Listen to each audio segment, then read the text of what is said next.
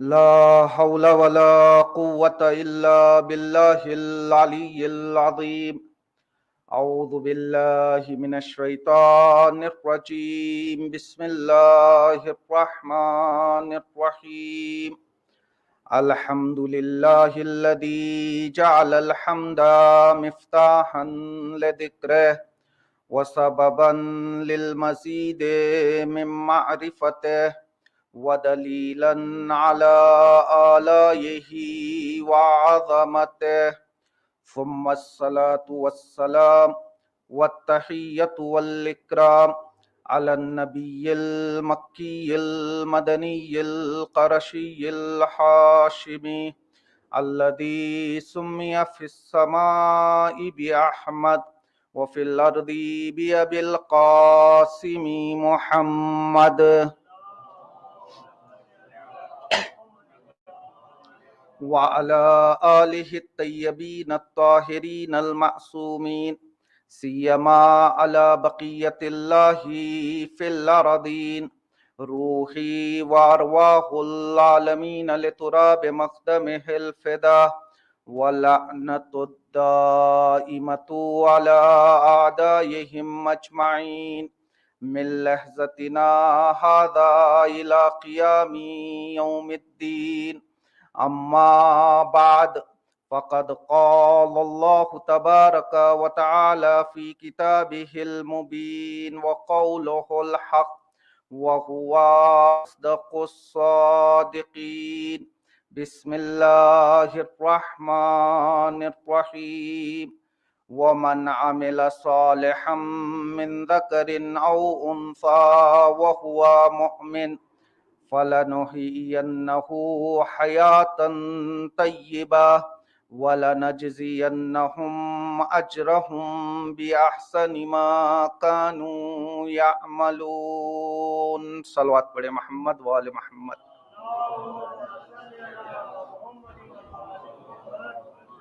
اس عشرہ مجالس کی ہماری یہ تیسری گفتگو ہے، اور سلسلہ گفتگو حیات طیبہ کی چابیاں. آخر وہ کون سے راستے ہیں جن راستوں پر اگر ہم چل پڑیں تو ہمیں حیات طیبہ حاصل ہو جائے. گزشتہ 2 مجالس میں ہم نے کچھ معروضات آپ کی خدمت میں پیش کیے تھے اور یہ بتانے کی کوشش کی تھی کہ زندگی کا مفہوم اور زندگی کا معنی کیا ہے. بعض علماء نے زندگی کو 4 حصوں میں تقسیم کیا ہے اور یہ بتایا ہے کہ زندگی 4 طرح کی ہوتی ہے. ایک زندگی نارمل لائف ہوتی ہے، حیات طبیعی ہوتی ہے. یہ زندگی ہمیں بھی ملی ہے اور حیوانات کو بھی ملی ہے. دوسری زندگی حیات تشریعی ہے. انسان جب اس دنیا میں آتا ہے تو ایک آئیڈیالوجی کو اپناتا ہے، ایک دین کا دامن تھام لیتا ہے اور کوشش کرتا ہے کہ اپنی زندگی اس دین کے قوانین کے اعتبار سے گزارے. اس کو حیات تشریعی کہا جاتا ہے. اور ایک حیات وہ ہوتی ہے کہ جسے حیات عقلانی کا نام دیا ہے. انسان اپنی زندگی میں کوئی ایسا کام انجام نہیں دیتا ہے جو اس کے عقل کے مخالف ہو. اور آخری زندگی حیات طیبہ ہے. اس زندگی میں انسان اپنی زندگی اس طرح سے بسر کرتا ہے کہ کوئی خباثت اس انسان کے نزدیک آ ہی نہیں سکتی. لفظ حیات قرآن مجید میں 76 ٹائم آیا ہے اور سورہ نحل کی ورس نمبر 97 میں حیات طیبہ کا استعمال ہوا ہے. دیکھیے عزیزان گرامی، جس آیہ کریمہ کو ہم سمجھنے کی کوشش کر رہے ہیں اس میں خداوند عالم کا صاف اعلان ہے وَمَنْ عَمِلَ صَالِحًا مِّن ذَكَرٍ أَوْ أُنثَىٰ. ہمارے ہاں شرط نہیں ہے کہ عورت انجام دے تو قبول ہے یا مرد انجام دے تو قبول ہے. نہیں، خداوند عالم نے کہا مرد عورت میں کوئی فرق نہیں ہے. فرق یہ ہے کہ جو کوئی بھی عمل صالح ایمان کے ساتھ انجام دے گا ہم اسے اس دنیا میں حیات طیبہ یعنی پیوریفائڈ لائف، پاکیزہ زندگی عطا کریں گے. صرف پاکیزہ زندگی عطا کریں گے؟ نہیں، خداوند عالم نے اس کے بعد یہ ارشاد فرمایا وَلَنَجْزِيَنَّهُمْ أَجْرَهُمْ بِأَحْسَنِ مَا كَانُوا يَعْمَلُونَ۔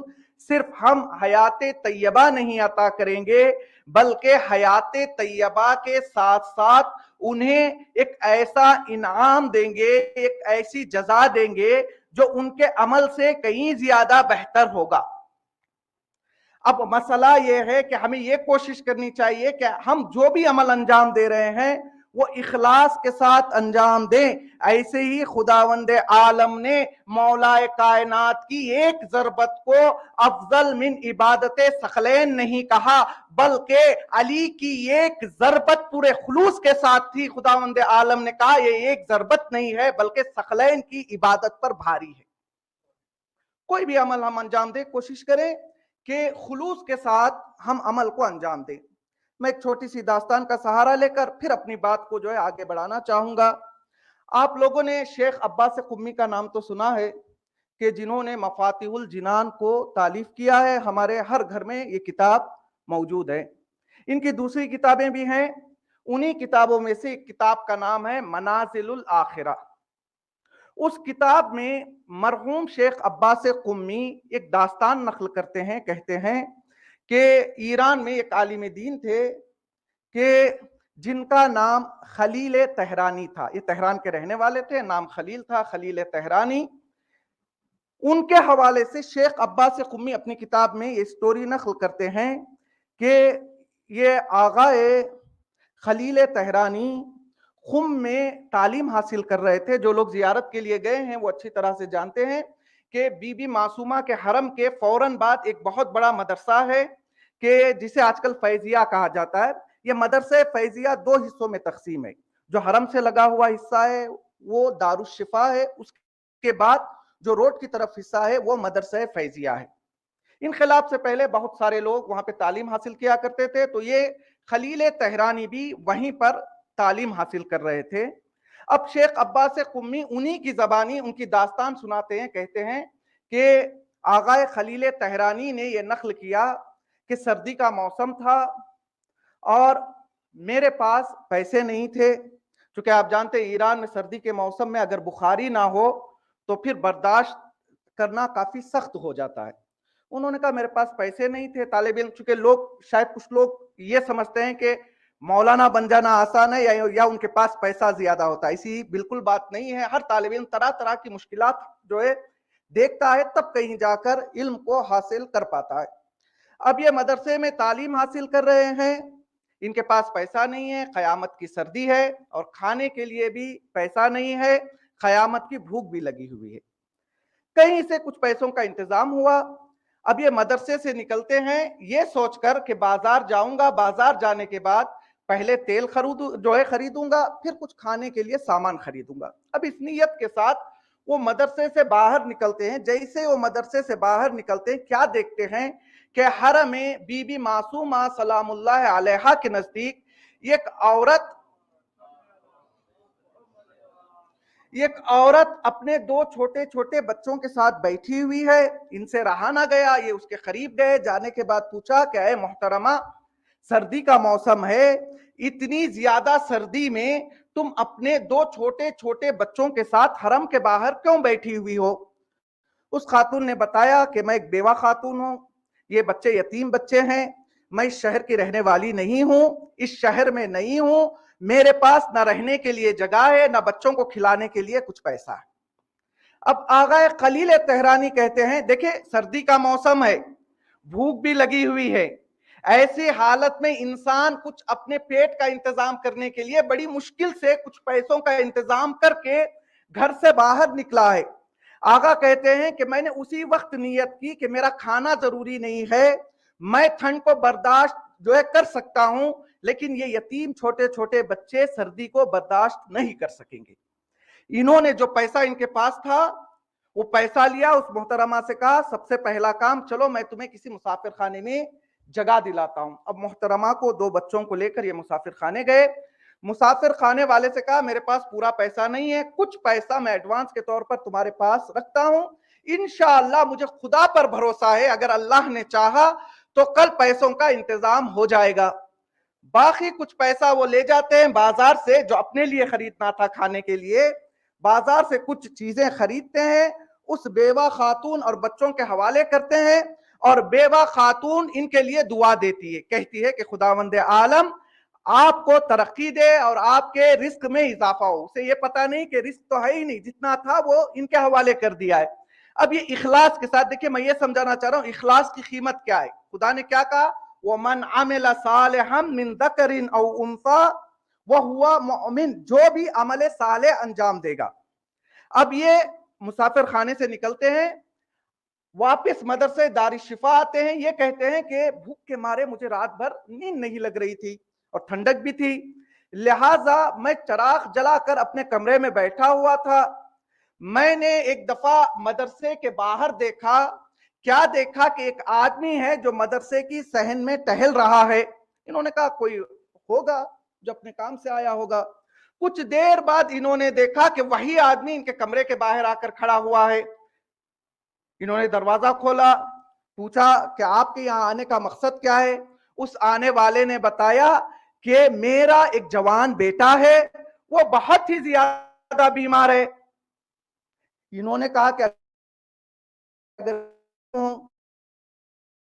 انہوں نے کہا نہیں، میں ہر ڈاکٹر کے پاس لے جا چکا ہوں، ہر ڈاکٹر نے مجھے مایوس کیا ہوا ہے، لہٰذا میں نے سوچا کہ اس مدرسے میں آؤں اور کسی طالب علم کے ذریعے سے میرے بیٹے کے لیے دعا کراؤں۔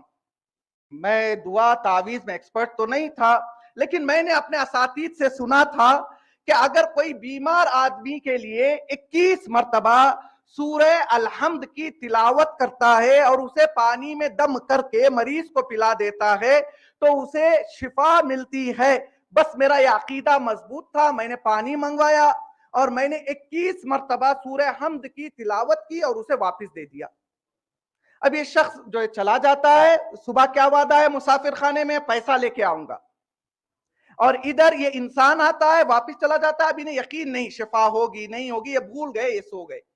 اب صبح نماز کے وقت وہی انسان دوڑتا ہوا آتا ہے، آنے کے بعد کہتا ہے کہ اے آغا آپ نے کیا پڑھا تھا؟ جو کام کئی ڈاکٹرز مل کے میرے بیٹے کے لیے نہیں کیا، اس کام کو آپ کے 21 مرتبہ سورہ الحمد نے کر دکھایا۔ انہوں نے کہا کچھ نہیں خاص، یہ میرا وظیفہ تھا، یہ میری ذمہ داری تھی، میں نے انجام دی، خدا کا شکر ہے، خدا نے آپ کے بیٹے کو شفا عنایت فرمائی۔ وہ کہتا ہے شاید آپ مجھے جانتے نہیں، میں قم المقدس کا سب سے بڑا تاجر اور بزنس مین ہوں، آپ کی وجہ سے میرے بیٹے کو شفا ملی، لہذا یہ تھیلا جو میں لایا ہوا ہوں یہ عام تھیلا نہیں ہے، بلکہ یہ پیسوں سے بھرا ہوا تھیلا ہے، یہ میں آپ کی خدمت میں دینا چاہتا ہوں۔ بس یہ آقا خدا کا شکریہ ادا کرتے ہیں، واپس مسافر خانہ آتے ہیں، اس بیوہ خاتون سے یہ نہیں کہتے کہ مسافر خانے کا کسی کی وجہ سے دعا قبول ہو جائے۔ ہم کیا کرتے ہیں؟ دعا قبول ہونے سے پہلے درخواست بہت ہوتی ہے، دعا قبول ہو گئی، نیت بدلتی ہے، انسان کہتا ہے چلو تھوڑے میں ٹلا دو، یہ جو کچھ ملا ہے وہ تو میرا ہے۔ نہیں، انہوں نے مسافر خانے کا رینٹ نہیں بھرا، بلکہ اس بیوہ خاتون اور اس کے بچوں سے کہا کہ خدا کے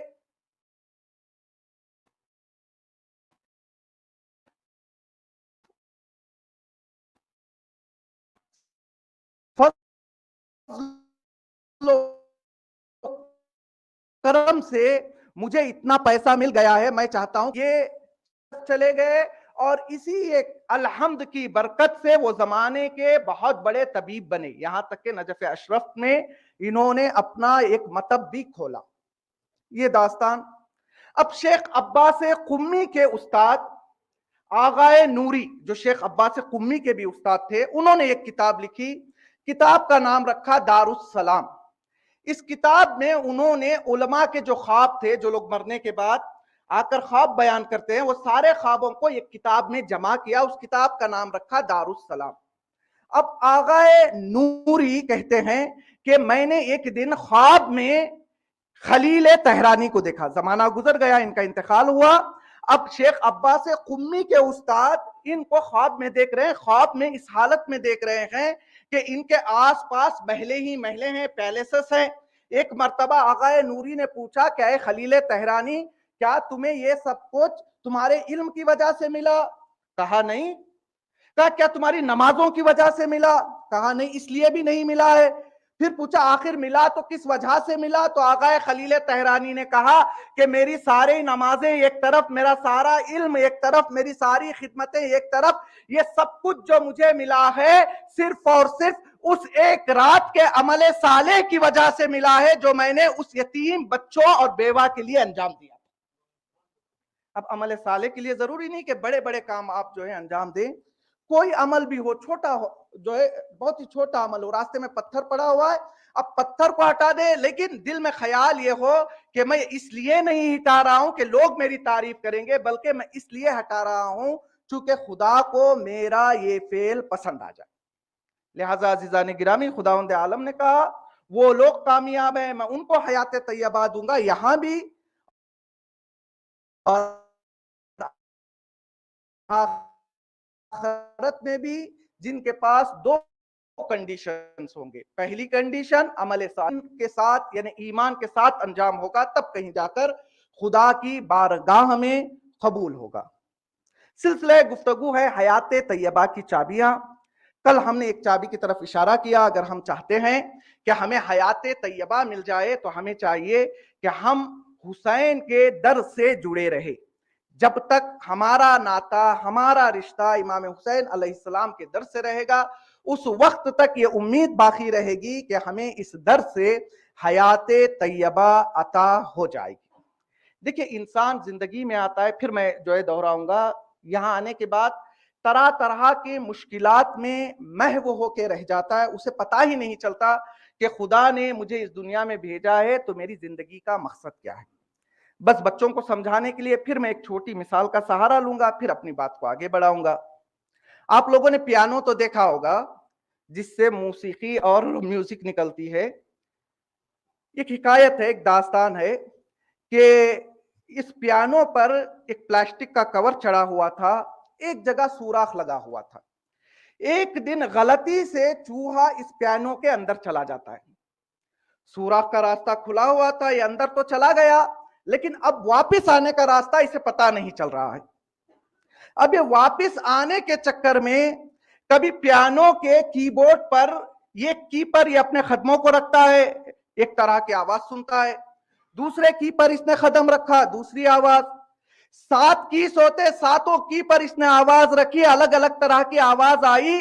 اب یہ آوازوں میں اتنا محو ہو جاتا ہے، یہ بھول جاتا ہے میں جس سوراخ سے یہاں اندر آیا ہوں اس سوراخ کو ڈھونڈنا ہے اور مجھے واپس بھی جانا ہے. اب چوہا سمجھتا ہے یہی میری زندگی ہے، چونکہ مقصد شروع میں یہ تھا کہ مجھے اس سے باہر نکلنا ہے، لیکن آوازوں نے اسے اتنا بیزی کر دیا. اب یہ سمجھتا ہے کہ یہی پیانو میری زندگی ہے. بالکل اسی طرح سے خداوند عالم نے انسان کو پیدا کیا تھا عبادت و بندگی کے لیے، لیکن جب انسان اس دنیا میں آیا اس نے شہرت کے کی پر جو ہے اپنے قدموں کو رکھا، اس نے اسٹیٹس کے کی پر اپنے قدموں کو رکھا، اس نے دولت کے کی پر اپنے قدموں کو رکھا. انہی کیس کے درمیان وہ محو ہو کے رہ گیا. انسان بھی بھول گیا کہ میں جو اس دنیا میں آیا ہوں تو میرے آنے کا مقصد کیا ہے. لہذا ہمیں اس بات کا خیال رکھنا چاہیے کہ ہم دنیا میں کس لیے آئے ہیں اور ہمیں دنیا میں کس کام کو انجام دینا ہے اور ہمیں پلٹ کر کہاں جانا ہے. اور خداوند عالم نے ایسا بھی نہیں ہے کہ صرف جو ہے ہمیں پیدا کیا چھوڑ دیا، نہیں، بلکہ ہمارے لیے ہدایت کے نمونے بھی رکھے. کچھ عظیم ہستیوں کو رکھا، کہا ان کی زندگی دیکھتے جاؤ اور اپنی زندگی کو آگے بڑھاتے جاؤ. دیکھیں بچے کو اگر آپ پینٹر بنانا چاہتے ہیں، بہت بڑا آرٹسٹ بنانا چاہتے ہیں، تو پہلے ہی دن بچے سے آپ یہ نہیں کہتے کہ بیٹا تاج محل بنا کے بتاؤ. نہیں، پہلے آپ طرح طرح کے کاغذات دیں گے، اس کے لیے کلر پینسلز کا انتظام کریں گے. وہ پہلے تو صحیح سے نہیں بنائے گا، جب وہ بناتے رہے گا بناتے رہے گا بناتے رہے گا تو ایک دن ایسا آئے گا کہ وہ اپنی پینٹنگ میں ایکسپرٹ ہو جائے گا.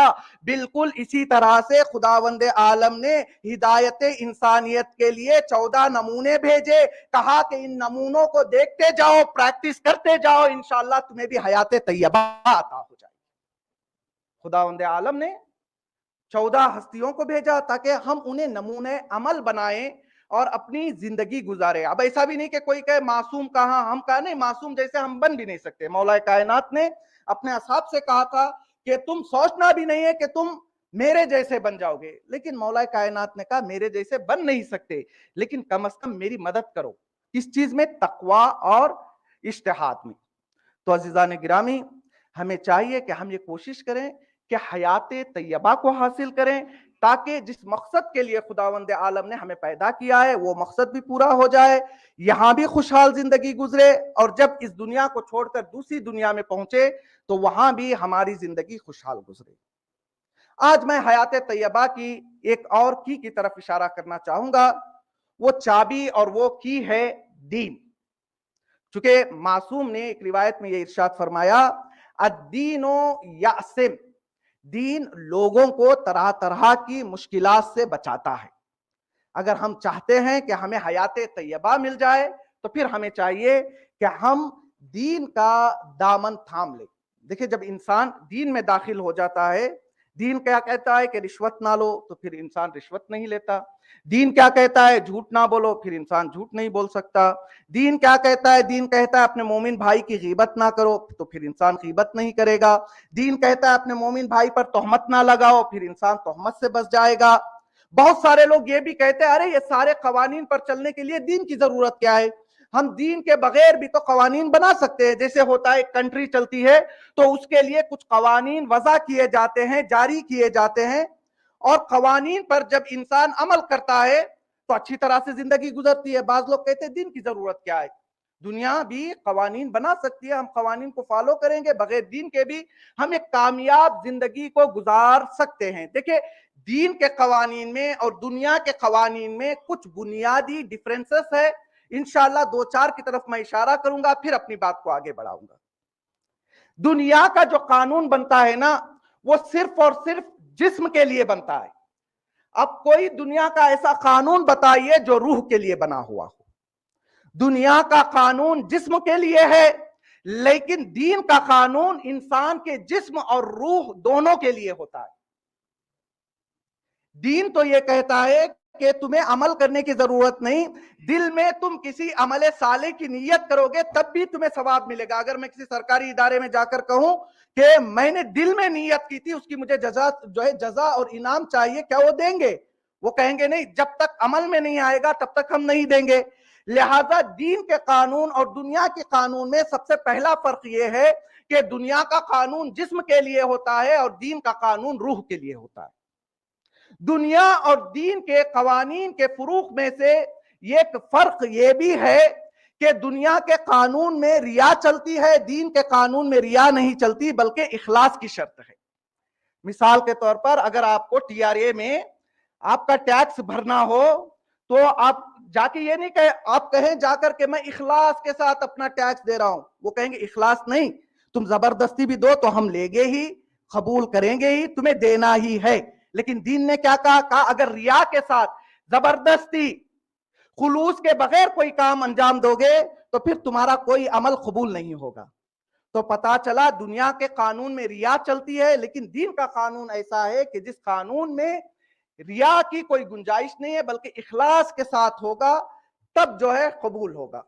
آیت اللہ بروجردی آپ نے نام سنا ہوگا, مؤسس حوزہ علم قم اور بہت بڑے عالم دین. جب ان کا آخری وقت تھا وہ بار بار رو رہے تھے اور یہ کہہ رہے تھے کہ میں خالی ہاتھ کیسے اس دنیا سے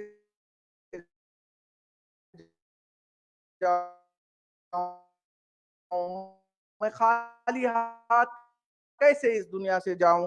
ان کے شاگرد نے کہا کہ آقا آپ بار بار یہ کیوں, نے تو کئی کتابیں لکھی, آپ نے کئی مدرسے, آپ نے کئی یتیم خانے کھولے, حتیٰ کہ ہیمبرگ جیسے ملک میں بھی آپ نے حسینیہ کھولا جہاں پر آج بھی ہزاروں کی تعداد میں عزاداران شریک ہوتے ہیں.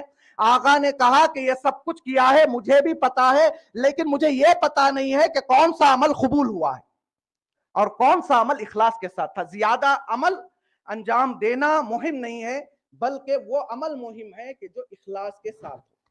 دنیا کے قانون میں کیا ہوتا ہے؟ دنیا کے قانون میں جب تک کوئی ناظر ہے وہ ہم پر نظر رکھے ہوئے ہم صحیح ہیں, ادھر نظریں ہٹی تو ہم بہک گئے. مثال کے طور پر اگر آپ کو پتا چل جائے کہ راستے میں ٹریفک پولیس نہیں ہے, کیمراز بھی نکال دیے گئے ہیں, تو جب کیمرہ ہوتا ہے یا ٹریفک پولیس ہوتا ہے اس وقت آپ کا انداز ڈرائیونگ کیا ہوتا ہے؟ جب آپ کو پتا چل جائے کہ کوئی دیکھنے والا نہیں ہے تو اس وقت آپ گاڑی کس طرح سے چلاتے ہیں؟ دین میں ناظر بھی آپ ہی ہیں، جواب بھی آپ ہی کو دینا ہے. اگر تنہا ہے تب بھی یہ عقیدہ ہے کہ کوئی ہے جو مجھے دیکھ رہا ہے. اور ایک فرق یہ بھی ہے کہ دنیا میں جب کسی سے غلطی ہو جاتی ہے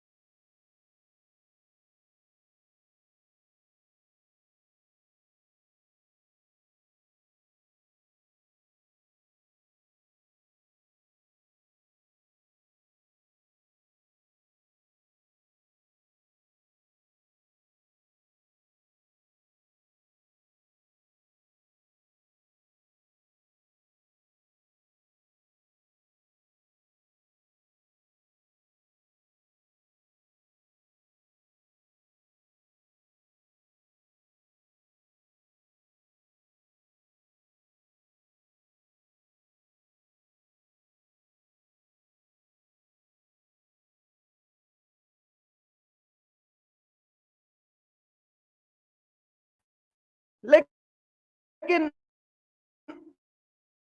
آج میں آپ کو دیندار سب کے سب دیندار ہیں لیکن سب کا مرتبہ ایک نہیں ہے. کچھ ایسے دیندار ہوتے ہیں جو سیزن کے دیندار ہوتے ہیں.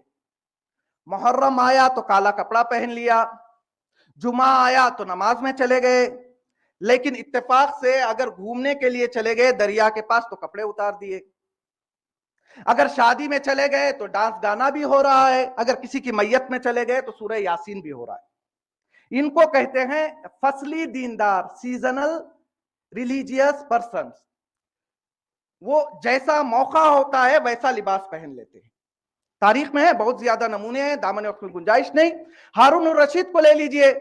ہارون الرشید جو امام کا قاتل بنا، اس کے بارے میں یہ بیان کیا گیا مکہ جاتا تو خانہ کعبہ کو پکڑ کر گھنٹوں تک گریا کرتا، علم کی محفلیں سجاتا، علماء کو بلاتا اور طرح طرح کے سوالات. یہاں تک کہ اس کے بیٹے مامون سے کسی نے پوچھا کہ تم جو اہل بیت کی فضیلت کو جانتے ہو کہاں سے جانتے ہو؟ اس نے کہا یہ فضیلت اور یہ معرفت مجھے اپنے باپ نے سکھائی ہے. علم بھی ہے، گریا بھی ہو رہا ہے خدا کے ڈر سے. ہو سکتا ہے کہ ہمارے اور آپ کے جو ہے آنکھ سے کبھی آنسو نہ نکلا ہو. ہارون الرشید مکہ پہنچ کر گھنٹوں گریا کرتا ہے. لیکن برائی کیا ہے؟ جب خانہ کعبہ میں ہوتا ہے تو گریا کرتا ہے، جب رقص کی محفلوں میں جاتا ہے تو رقاصوں سے زیادہ یہ ڈانس کرتا تھا. یعنی جیسا دیس ویسا بھیس. حالات ہوئے تو ہم دیندار بن گئے، حالات اگر اپنے حساب سے ہوئے تو ہم اپنے لباس اتارنے کے لیے تیار ہو جائے. تو ہمیں بیٹھ کر دیکھنا ہے کہ میرا شمار کس دیندار میں ہوتا ہے. کیونکہ میں 5 طرح کے دیندار بتاؤں گا. ہر آدمی اپنے نفس کو بہتر طریقے سے جانتا ہے. وہ سوچے بیٹھ کر کہ میں کس ٹائپ میں آتا ہوں. دیکھیے کبھی کبھی کیا ہوتا ہے، جو علماء یہاں پر آتے ہیں وہ بیان کرتے ہیں تو انسان اپنے نفس کو بھول جاتا ہے. وہ سوچتا ہے کہ یہ بات میرے لیے نہیں ہے، میرے بغل میں جو بیٹھا ہوا ہے شاید اس کے لیے ہے. نہیں، ہر انسان کو یہ سوچنا چاہیے. یہ دیکھیں آپ اس میں سے کس قسم میں آپ کا شمار ہوتا ہے اور پھر آپ خود فیصلہ کریں کہ میرا شمار کس کیٹیگری میں ہے اور مجھے کس طرح سے اپنے آپ کو بدلنا ہے. سب سے پہلی قسم دینداروں کی وہ جو سیزن کے دیندار ہوتے ہیں، جیسے حالات ہے اس طرح جسے میں نام دوں گا فردی دیندار. یہ کیا ہوتا ہے؟ وہ لوگ اپنے آپ میں دیندار ہیں لیکن دین ان کے باہر نہیں نکلتا ہے. وہ کہتے ہیں مجھے دنیا سے کیا لینا دینا، وقت پر نماز پڑھ لیتے ہیں، ایک جگہ بیٹھے رہتے ہیں. ان کا شمار ان لوگوں میں ہوگا کہ جو امام حسین علیہ السلام مدینہ سے نکل رہے تھے، کچھ لوگ عابد تھے، زاہد تھے، غار میں اپنی زندگی گزار رہے تھے، انہوں نے کہا ہمیں کیا لینا دینا، حسین جا رہے ہیں تو جائے. کچھ لوگ ایسے ہوتے ہیں جنہیں صرف اپنی زندگی کی پڑی ہوتی ہے، وہ یہ سوچتے ہیں کہ میں دیندار ہوں. ہوتے ہیں نا معاشرے میں، جب کوئی سماجی مشکل آ جائے، کوئی کمیونٹی میں مشکل آ جائے، وہ کہتے ہیں مجھے لینا دینا نہیں ہے، میں خاموش بیٹھا رہوں گا. نہیں، ایسے کام نہیں چلے گا. ہر مومن کا فریضہ ہے کہ وہ قوم کی اصلاح کے لیے آواز کو بلند کرے. یہ دوسرے طرح کے دین. تیسرے طرح کے کچھ دیندار ہوتے ہیں جو فائدے کو تلاش کرتے ہیں. فائدہ ہے تو دیندار، فائدہ نہیں ہے تو دیندار نہیں ہے. بہت سارے ایسے لوگ ہوتے ہیں جو اپنے فائدے کے لیے دین میں آ جاتے ہیں، یہاں تک کہ اپنے آپ کو مقدس بھی بتاتے ہیں، اپنے آپ کو اسلامی لباس میں بھی جو ہے بتاتے ہیں. لیکن کس لیے ہیں وہ دین میں؟ دین میں اس لیے ہیں کہ ضرورت پڑے تو پھر ہم دین سے فائدہ حاصل کر سکیں. اور چوتھے طرح کے کچھ دیندار ہوتے ہیں کہ جنہیں علماء نے سطحی دیندار کہا ہے، یعنی سادے دیندار ہیں. انہیں دین کے اپنے آپ کو سمجھتے ہیں کہ میں دیندار ہوں، لیکن دین کی معرفت صحیح طرح سے حاصل نہیں کی ہے. ایک شخص تھا، چھٹے امام کی خدمت میں آتا ہے اور آنے کے بعد کہتا ہے کہ مولا میں دن میں 10 20 30 40 50 فقیروں کو کھانا کھلاتا ہوں. امام نے پوچھا اچھا، بہت اچھی بات ہے، پیسہ کہاں سے لاتے ہو؟ کہا رات میں چوری کرتا ہوں، دن میں خیرات کرتا ہوں. امام نے پوچھا یہ کیسے ہوا کہ چوری کے مال سے تم دوسروں کو خیرات کر رہے ہو؟ اس شخص نے کہا مولا میں نے حدیث سنی ہے کہ یہ ایک غلطی کی سزا ایک ہی ملے گی، لیکن ایک نیکی کی جو ہے ثواب مجھے 10 کے برابر ملے گا. لہذا چوری کا ایک گناہ ہوگا، لیکن میں 50 60 70 80 غریبوں کو جو کھانا کھلاتا ہوں، ہر فقیر کے کھانے کے بدلے میں مجھے 10 ثواب ملیں گے. امام نے کہا بالکل تم نے اس حدیث کو سنا لیکن آیت کو بھول گئے. خداوند عالم نے کہا انما یتقبل اللہ من المتقین، اللہ ہر کسی سے قبول نہیں کرتا بلکہ متقی انسان سے قبول فرماتا ہے. یعنی اس کو چھوڑیے، تاریخ میں ملتا ہے معاویہ اور عمرو عاص بیٹھے ہوئے تھے، دونوں میں گفتگو چلی. عمرو عاص نے کہا کہ اے معاویہ، شام کے لوگ دیندار ہیں یا نہیں؟ معاویہ نے کہا ہاں میری رعایا بہت دیندار ہے. کہا نمونہ دیکھنا چاہو گے؟ عمرو عاص نے کہا ہاں تم بتاؤ تو میں دیکھ لوں گا. معاویہ نے دوسرے دن ممبر سے یہ حکم جاری کیا، کہا کہ میں شام کے مسلمانوں کو آج سے یہ حکم دیتا ہوں، یہ فتویٰ سناتا ہوں کہ آج تک جانوروں کو ذبح کرتے تھے، آج کے بعد کدو کو بھی ایسے ہی نہ کھائیں بلکہ بسم اللہ پڑھے، چاقو سے اسے ذبح کرے پھر اس کے بعد کھائے. یہ اعلان ہوا اور سارے شام کے لوگ اس فتوے پر عمل کرنے لگے. جب بھی کدو اپنے گھر میں لاتے، بسم اللہ کہتے، اسے ذبح کرتے، پھر اس کے بعد اس کا جو ہے کھانا بنتا تھا. تو معاویہ نے کہا دیکھو یہ کس طرح کے مسلمان ہیں. یہاں تک کہ مولا کائنات تک یہ خبر پہنچی اور مولا کائنات نے ایک خط لکھا معاویہ کے نام جس میں اس کی سرزنش کی اور یہ بتایا کہ اے معاویہ تم کون سا دین پھیلا رہے ہو؟ شریعت میں تو یہ ہے کہ حلال جانور کو جب تم ذبح کرو تو اس کے لیے ذبح کا حکم ہے، تم کدو کو بھی ذبح کا فتویٰ دے رہے ہو. یہ کہاں سے ہوتا ہے؟ چونکہ لوگوں کی عقل وسیع نہیں ہے، وہ دین کو سمجھنا نہیں چاہتے، سادے لوگ ہیں. وہ کہتے ہیں جتنا بتا دیا گیا اسی پر ہم جو ہے عمل کریں گے اور یہی ہماری زندگی ہوگی. تو کچھ لوگ وہ ہوتے ہیں جو فصلی دیندار ہوتے ہیں، کچھ لوگ وہ ہوتے ہیں جو فردی دیندار، میں دیندار ہوں کافی ہے. کچھ لوگ وہ دیندار ہوتے ہیں جو فائدہ ہے تو دیندار، فائدہ نہیں ہے تو دین سے ہٹ جاتے ہیں. کچھ لوگ ایسے دیندار ہوتے ہیں کہ جو صرف اور صرف سطحی اسلام کو جانتے ہیں. آج ہمارے جوانوں کی مشکل یہی ہے، طرح طرح کے مشکلات میں پھنسے ہوئے ہیں چونکہ دین کی دقیق معلومات لوگوں کے پاس نہیں ہے. کچھ بھی ہم کہتے ہیں کہ نہیں یہ تو زمانہ ایسا ہے، ہم ایسے ہی کریں گے، یا پہلے سے ایسے ہی چلا ہوا. ارے پہلے سے چلا ہوا آ رہا ہے کیونکہ وہ لوگ جاہل تھے، انہیں معلوم نہیں تھا. اب تمہیں پتا چل گیا، تمہارا یہ جو ہے وظیفہ بن جاتا ہے کہ تم اب صحیح حکم پر عمل کرو. بہت سارے، اکثریت ہماری یہی ہے سطحی. اس کے بعد ایک پانچویں قسم بھی آتی ہے کہ جسے علماء نے جامع اور کمپلیٹ دیندار کا نام دیا ہے. یہ وہ دیندار ہے کہ جس کا ہر عمل قرآن اور سنت کی روشنی میں ہوتا ہے. اگر اللہ نے کہا جھوٹ نہ بولو، کبھی آپ نہیں دیکھیں گے کہ اس نے جھوٹ بولا. اگر اللہ نے کہا سورہ شعراء نمبر 12 میں خداوند عالم صرف تمام لوگوں کو نہیں بلکہ 5 اولو العزم پیغمبروں کا نام لے کر ان کے بھیجنے کا ہدف جو ہے بیان کرتا ہے، کہتا ہے کہ ان اقیموا الصلاۃ ولا تتفرقوا فیہ. خداوند عالم نے کہا میں نے تمام اولو العزم یا پورے نبی اور آپس میں اختلاف پیدا نہ کریں. آج ہمارے معاشروں میں تھوڑی تھوڑی بات، ہم کچھ لوگ ہوتے ہیں لیکن ڈفرینس آف اوپینینز ہے اور بات بات پہ اختلافات ہے. نہیں، اختلافات اپنی جگہ، اختلافات کی وجہ سے کسی کو یہ موقع نہ دے کہ آپ کا دشمن آپ کے اختلاف کا فائدہ اٹھائے. تاریخ میں ملتا ہے رحلت رسول اسلام کے بعد مولا کائنات راستے سے گزر رہے تھے تو ایک یہودی مولا کے قریب آتا ہے، کہتا ہے کہ دیکھو ان مسلمانوں کو ابھی رسول کو گئے ہوئے کچھ دن نہیں ہوئے کہ یہ خلافت کے لیے لڑ مر رہے ہیں. مولا کائنات چاہتے اگر ہم اور آپ ہوتے فوراً کہتے ہاں بھائی حق تو میرا تھا، وہ لوگ آ گئے، وہ لوگ غلط ہیں، انہوں نے چھین لیا. مولا کائنات سمجھ گئے، مولا کائنات نے اس یہودی کو اسلام پر انگلی اٹھانے کا حق نہیں دیا. مولا کائنات نے کہا ارے تم ہماری چھوڑو، ہم اپنا مسئلہ سنبھال لیں گے. میں تمہارے بارے میں کیا کہوں کہ ابھی موسیٰ کے پیر نیل سے جواب دیا. لہذا اختلاف ہر جگہ ہوتے ہیں لیکن اختلاف کو اپنے اندر رکھنا چاہیے اور کسی دشمن کو موقع نہیں دینا چاہیے کہ وہ آپ کے اختلافات سے غلط فائدہ اٹھا سکے. لہذا عزیزان گرامی، دیندار ہونا بہت زیادہ ضروری ہے. اگر دین ہماری زندگی میں آ جائے گا، پرفیکٹ دین جو 5ویں قسم کا دین ہے، اگر وہ ہماری زندگی میں آ جائے تو پھر ہماری یہ دنیا بھی کامیاب ہو جائے گی اور جب اس دنیا کو چھوڑ کر اس دنیا میں جائیں گے وہ دنیا بھی کامیاب ہو جائے گی. دامن وقت میں گنجائش نہیں، بس آخری بات، پھر انشاءاللہ بات کو کل ہم آگے بڑھانے کی کوشش کریں گے. اگر دین کو برپا کریں تو کس طرح سے کریں؟ حدیث میں ہے کہ قوام الدین باربع.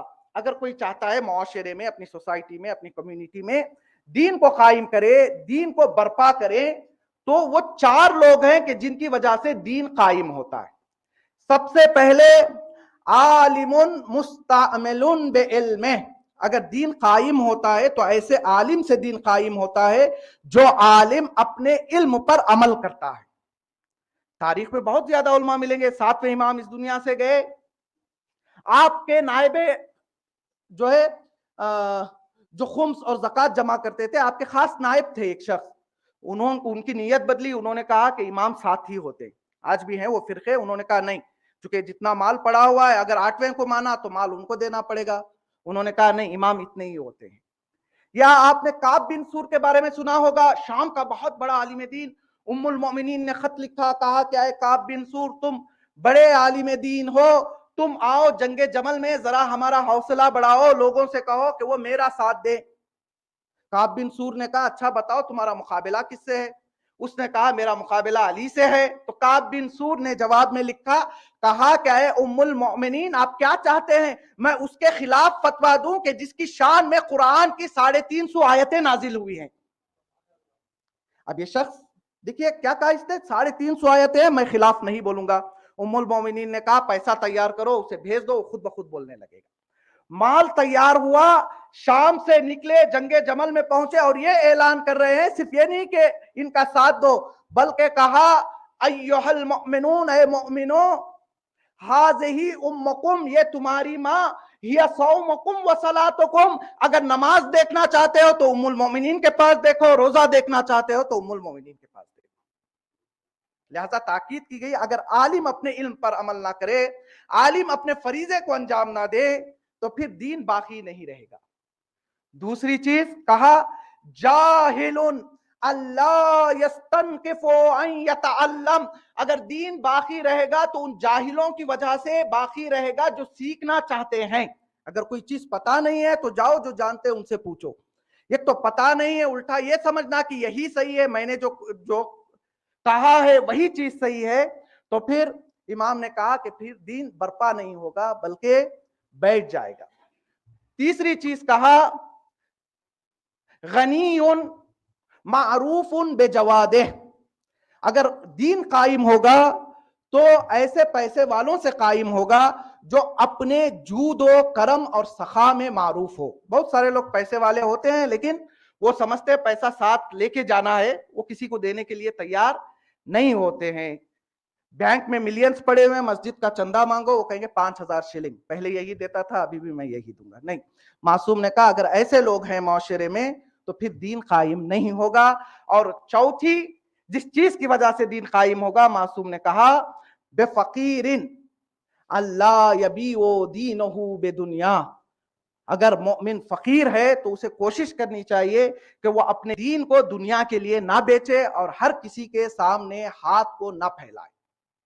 معصوم نے کہا اگر دین باقی رہے گا تو 4 چیزوں سے: عالم اپنی ذمہ داری سمجھے، علم پر عمل کرے، لوگوں پر اپنا بھروسہ بنائے ہوئے رکھے، دوسرا جاہل پوچھنے میں نہ شرمائے، اگر کوئی چیز معلوم نہیں جائے معلوم کرے، تیسرا جو پیسے والے ہیں ان کا فریضہ بنتا ہے، اگر جناب ختیجہ کی دولت نہ ہوتی تو اسلام نہ پھیلتا، لہٰذا ہر پیسے والے کا ایک فریضہ ہے کہ وہ دین کے لیے کچھ خرچ کرے۔ اور چوتھا فقیر کی یہ ذمہ داری ہے ہر کسی کے آگے جا کر اپنے ایمان کو بیچنے کے لیے تیار نہ ہو جائے۔ اور یہی دین گر رہا تھا۔ امام حسین علیہ السلام کربلا جو پہنچے ہیں، اس گرتے ہوئے دین کو برپا کرنے کے لیے اور قائم کرنے کے لیے امام حسین علیہ السلام نانا کے مدینے کو چھوڑ کر کربلا تک پہنچے۔ امام حسین علیہ السلام نے آواز بلند کی، کہا جو میرے ساتھ آنا چاہتا ہے وہ میرے ساتھ آ جائے، لیکن اتنا یاد رہے کہ اس راستے میں دولت ملنے والی نہیں ہے، مال غنیمت ملنے والا نہیں ہے، راستے میں سختیاں ہی سختیاں ہیں، مصیبتیں ہی مصیبتیں ہیں، جن کو یہ مصیبتوں کے بدلے جنت پیاری ہے، جو میرے ساتھ رہنا چاہتے ہیں وہ میرے ساتھ میں چلے۔ بہت سارے لوگ امام کے ساتھ تھے لیکن راستے میں بہت سارے لوگوں نے امام کا ساتھ چھوڑ دیا۔ اب یہ قافلہ امام حسین علیہ السلام 2 تاریخ کو کربلا کی زمین میں پہنچ گیا۔ مختصر سے اصحاب ہیں امام حسین علیہ السلام کے، لیکن انہی مختصر اصحاب کے لیے امام حسین علیہ السلام نے یہ ارشاد فرمایا مجھے ایسے اصحاب ملے جو نہ میرے نانا کو ملے، جو نہ میرے بابا کو ملے، جو نہ میرے بھائی حسن کو ملے۔ امام حسین علیہ السلام کے اصحاب کی مصیبتیں کوفے سے شروع ہو جاتی ہیں۔ کوفہ شہر ہے، جناب مسلم کو اسیر کیا ہوا دربار میں پیش کیا گیا۔ ایک مرتبہ جناب مسلم پھوٹ پھوٹ کر رونے لگے۔ پوچھنے والے نے پوچھا کہ اے مسلم، ہم سمجھ رہے تھے کہ تم بہادر ہو، تمہارے آنکھ سے کبھی آنسو نہیں گرے گا، آج جب موت تمہارے سامنے کھڑی ہے تو تم آنکھوں سے آنسو بہانے لگے۔ تو جناب مسلم نے کہا ارے میں اپنے موت سے ڈر کر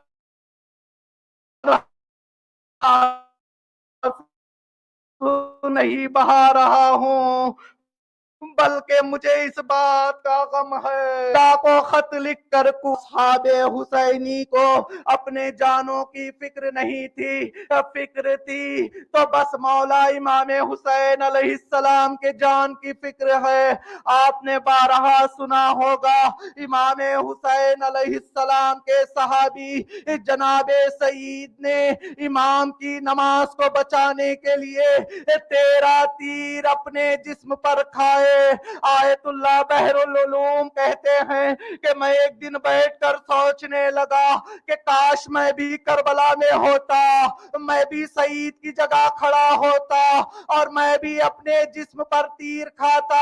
آیت اللہ بحر العلوم کہتے ہیں کہ میں یہ بات اپنے دل میں سوچتے سوچتے سو گیا۔ خواب میں نے کیا دیکھا؟ کربلا کا میدان ہے، میرا مظلوم امام نماز پڑھ رہا ہے، میں امام کی حفاظت کے لیے کھڑا ہوا ہوں، جیسے ہی ایک تیر میرے طرف آیا میں نے اپنے آپ کو بچایا، تیر حسین کی پیشانی پر لگا، خواب سے بیدار ہوئے، بارگاہ خداوندی میں کہنے لگے بار الہ جیسے اصحاب حسین کو ملے ویسے اصحاب کسی کے ہو ہی نہیں سکتے۔ آزاداروں، جب جناب سعید نے 13 تیر اپنے جسم پر کھائے، امام کی نماز پوری ہوئی، امام نے سعید کے سر کو اپنے زانو پر رکھا، سعید کے زبان سے ایک ہی جملہ نکلا، اے مولا کیا میں نے اپنا حق ادا کر دیا؟ آزاداروں، صرف جناب سعید نہیں بلکہ کربلا کا ہر صحابی کی تمنا یہی تھی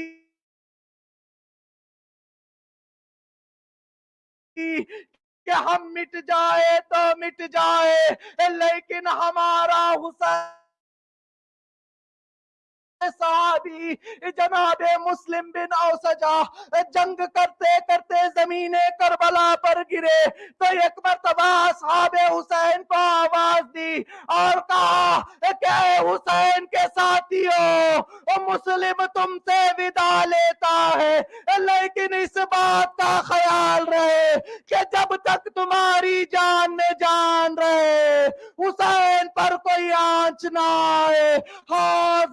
روز عاشور جب حسین کے تمام اصحاب نے اپنے جانوں کا نذرانہ امام کی قدموں میں پیش کر دیا، امام تنہا جنگ کر رہے تھے، ایک مرتبہ میدان کا رخ کیا، کہا اے حبیب، اے زہیر، اے مسلم، ذرا اٹھ کر دیکھو تمہارے مولا کی کیا حالت ہے۔